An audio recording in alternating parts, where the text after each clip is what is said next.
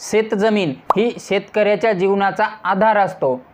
मग ती वडिलोपार्जित मिळालेली असो अथवा कष्टाने विकत घेतलेली असो, पण त्या शेतीशी संबंधित असलेले आवश्यक असे कागदपत्र तुमच्याजवळ असणे हे देखील तितकेच महत्त्वाचे आहे। कारण शेतजमिनीशी निगडीत महत्त्वाचे कागदपत्रे जर आपल्याजवळ असतील तर आपणास कुठल्याही कायदेशीर कारवाईस सामोरे जायची गरज नाही।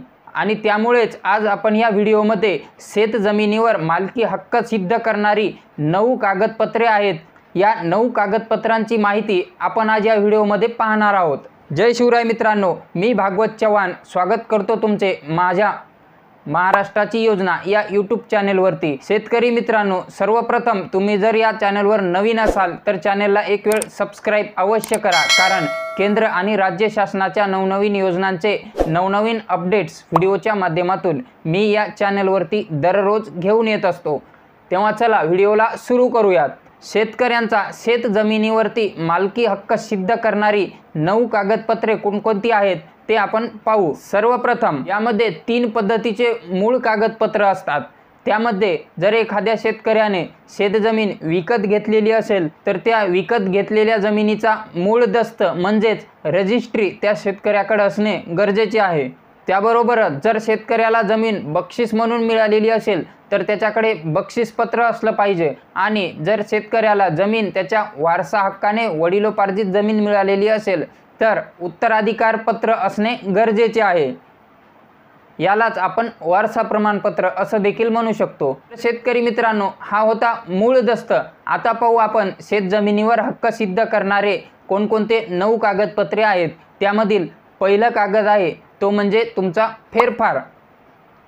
याला आपल्या मराठवाड्यामध्ये फेरफारची नक्कल असा शब्द वापरला जातो। आपल्या नावावर जमीन झालेल्या सर्व फेरफारांची नोंद आपल्याकडे असणं अत्यंत महत्त्वाचं आहे, आणि ही फेरफारची नोंद आपण तहसील कार्यालयामधून काढू शकतो। यामध्ये दुसरा आणि अत्यंत महत्त्वाचा असा कागद तो म्हणजे सातबारा। तर शेतकरी मित्रांनो, सातबारा हा त्या शेतीचा आत्मा समजला जातो। तसेच या सातबाऱ्यावर तुमचा सातबारा हक्क नोंदवलेला आहे का हे अगोदर तुम्ही तपासा। त्यामध्ये जमिनीचे प्रकार, क्षेत्रफळ, मालकीची नावं, इतर अधिकारातील काही नावं हे सर्व व्यवस्थित आहेत का ते तपासून घ्या। यामध्ये आणखी एक महत्त्वाची गोष्ट ती म्हणजे तुमच्याकडे मागील काही वर्षाचे जुने सातबारा असणे हे देखील आवश्यक आहे। यामध्ये तिसऱ्या क्रमांकाचा कागद आहे तो म्हणजे मोजणीचे नकाशे। एखाद्या जमिनीची जर शासकीय मोजणी झालेली असेल तर अशा मोजणीचे नकाशे तुमच्याकडे असलेच पाहिजेत, आणि हा नकाशा तुम्हाला मोजणी खात्याकडून मिळेल। या नकाशाचा सर्वात मोठा फायदा म्हणजे की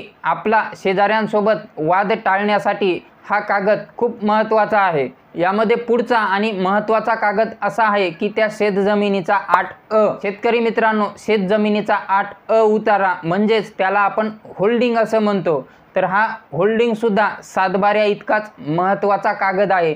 तो देखील आपल्या फाईलमध्ये असणे तितकेच महत्त्वाचे आहे, कारण या होल्डिंगमध्ये सुद्धा आपल्याला आपल्या जमिनीचा हक्क सिद्ध करता येतो। ह्यामध्ये 5व्या क्रमांकाचा कागद आहे तो म्हणजे इतर हक्काची नोंद। यामध्ये तुम्ही जर त्या शेतावरती काही कर्ज उचललेलं असेल, सोसायटी उचललेली असेल किंवा इतर कुठल्या बँकेकडे त्या गटाची गहाण रजिस्ट्री करून दिलेली असेल तर हे कागद तुमच्याकडे असणं गरजेचं आहे। यामध्ये 6व्या क्रमांकाचा कागद आहे आणि तो म्हणजे जमीन महसूल पावती।